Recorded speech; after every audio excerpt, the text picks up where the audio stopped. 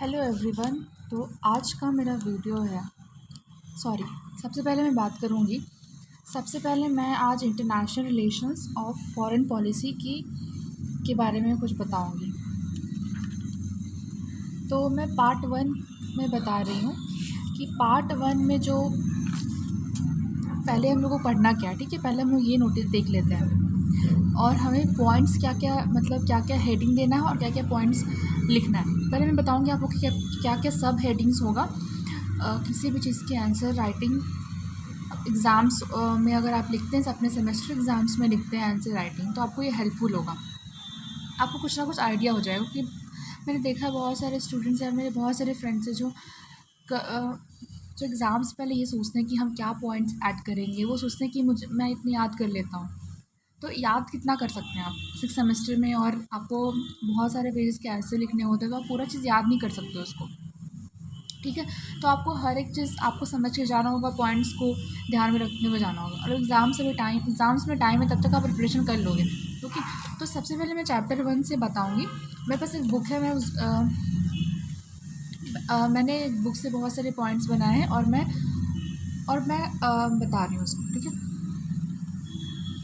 अगर आप भी कोई बुक फॉलो करते हैं तो प्लीज़ बुक को देख लें। अगर मेरे बहुत सारे फ्रेंड्स जो बुक नहीं देखते हैं उनके लिए मैं ये चीज़ बहुत हेल्पफुल होगा, क्योंकि यूट्यूब वीडियो खोलने से अच्छा मैं आपको ईज़िली कुछ पॉइंट बता दूँगी, ओके।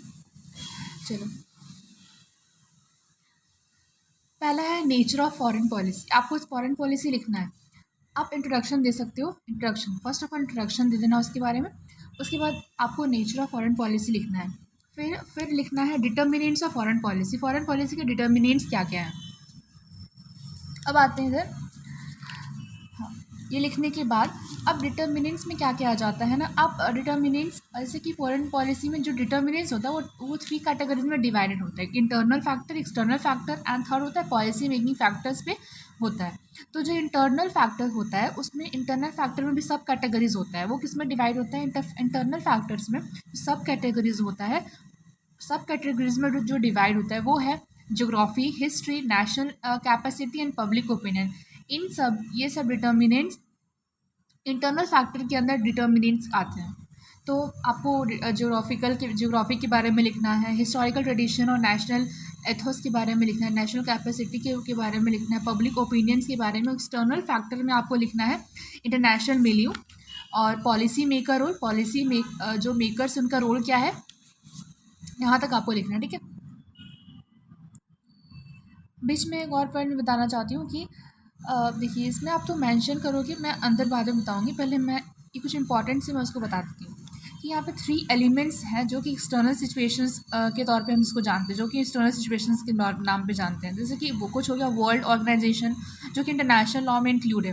फिर दूसरा है United nation organisations and other international institutions जो भी हैं, एमिंग एंड और maintaining the existing world order और प्रिजर्विंग द स्टेटस क्वो को प्रिजर्व करना, और जो एग्जिस्टिंग वर्ल्ड ऑर्डर है उसको मेंटेन करना, ये सब इसके अंदर पढ़ना। फिर world public opinion, relations of others, हमारे रिलेशंस क्या है अदर स्टेट्स के साथ, पर्टिकुलरली फ्रेंडली स्टेट्स हैं बहुत सारे, पर्टिकुलर जो फ्रेंडली स्टेट्स हैं वो। फिर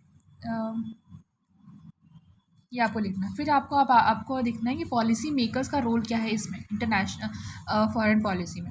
अब आ जाते हैं फॉरेन पॉलिसी की ऑब्जेक्टिव्स एंड गोल्स को लिखना। देखो, आपको हर से क्या आपको पेज भरना है, तो आप एक ही एक ही हेडिंग्स को आप बार बार नहीं, एक ही हेडिंग में आप बहुत कुछ नहीं डालोगे ना। आपको एक हेडिंग में मतलब कुछ कुछ पॉइंट्स आपको, मतलब सबके बारे में आपको लिखना है, ठीक है। ब्रीफली समराइज़ करके लिखना है।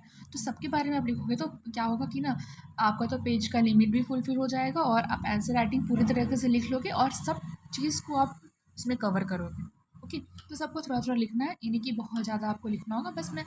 बस आपको ये मेन पॉइंट याद होना चाहिए ताकि आप आंसर फ्रेम करने में ईजी हो। अब आता है फॉरेन पॉलिसी का ऑब्जेक्टिव्स क्या था और गोल्स क्या। सो ऑब्जेक्टिव क्या मतलब, वो क्या गोल, कौन सा गोल अचीव करना चाहता है, ठीक है। अब आता है जो फॉरेन पॉलिसी का ऑब्जेक्टिव्स होता है वो 3 कैटेगरीज में डिवाइडेड होता है। फर्स्ट है कोर वैल्यू एंड इंटरेस्ट का कोर वैल्यू क्या इंटरेस्ट क्या है। सेकेंड है middle class objective, middle class का ऑब्जेक्टिव क्या है। And universal long range objective, universal long range objective से उसके बारे में। अब आ जाता है ये सब लिखने के बाद, एक्सप्लेन करने के बाद ये सबको, फॉरेन पॉलिसी ओरिएंटेशन।